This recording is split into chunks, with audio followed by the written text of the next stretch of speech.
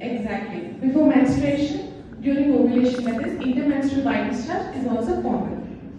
Unless you are having any itching or foul smelling, any white discharge is common. How to prevent cervical cancer? There are 3 simple steps. One is vaccination.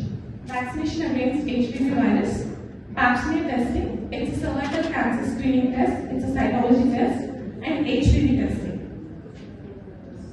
So how can we prevent? Is through vaccination. Cervical cancer is caused by a virus, as I told, human papillomavirus. 80% of cervical cancers in India can be prevented by HPV vaccination. And it is most protective when it is given between 9 to 14 years of age, and also we can extend up to 25 years of age. At any age group it is best only, but the efficacy keeps decreasing as the age increases. It's not like only 9 to 14 years has to take the vaccination. Any age group can take the vaccination. And it is given in 2 doses, 0 and 6 months apart. And it's Cervarix and Gardasil. Gardasil has 2 types, 4 and 9. 9 is most recommendable. So how do we do a pap smear test? Pap smear, usually we take a small brush and we brush it to the endocervical junction in lithotomy position. We collect the cells and we send it to the pathology department. And HPV testing will also be done in the same sitting. And it is painless, comfortable, with best results. How often do you have to get a pap smear test? The screening should start from 25 years of age or after the first sexual intercourse. And more than 65 years, if your previous reports are normal, you can skip the part. And HPV testing for age every 5 years, if only pap smear every 3 years. But please do remember, for first 3 years, you have to do it every year. If all the 3 reports are normal, then you can do it once in 5 years. Endometrial cancer. 60,000 new cases are seen per year. Average age is 60 years. More common than cervical cancer in Western population. In Indian population, cervical cancer is most common.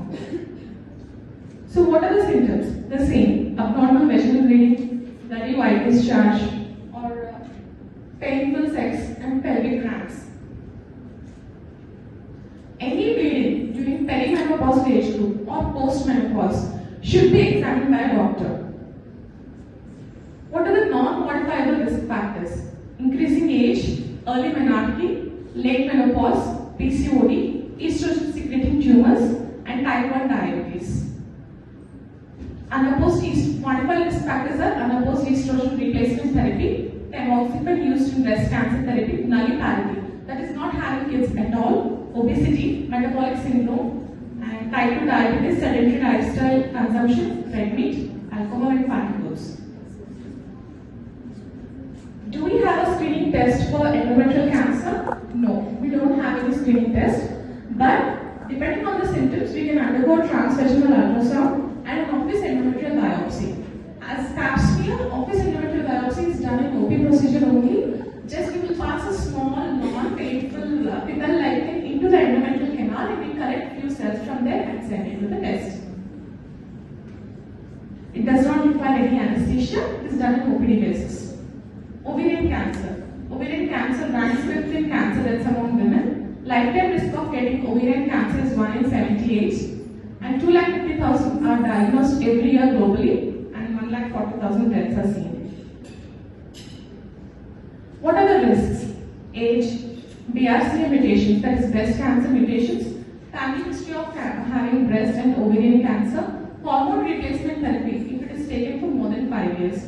Hormone replacement therapy is given usually in postmenopausal women or whoever underwent any surgery regarding like oophorectomy. If they have undergone in early age group, then we will be using hormone replacement therapy, fertility treatment, and endometriosis. What are the protective factors? Taking OC parity. Parity is having number of children, breastfeeding, and tubal surgery. That is involving the salpings also. What are the signs and symptoms? These are the most common signs and symptoms which we can neglect. That is abdominal or pelvic pain and bloating sensation. There will be loss of appetite, feeling of fullness, increased urinary urgency or frequency. That is mostly due to pressure symptoms, indigestion and constipation, unexplained weight loss and fatigue. These are the symptoms which are overlooked easily.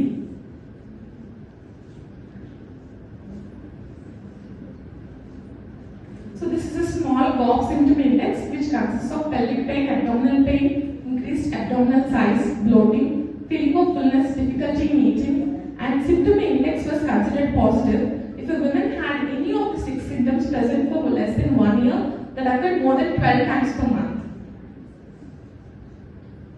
How can we diagnose? History and pelvic examination including the rectal examination, ultrasound, CA125 is a tumor marker, and risk malignancy index, PET scan, tissue diagnosis. Thank you so much.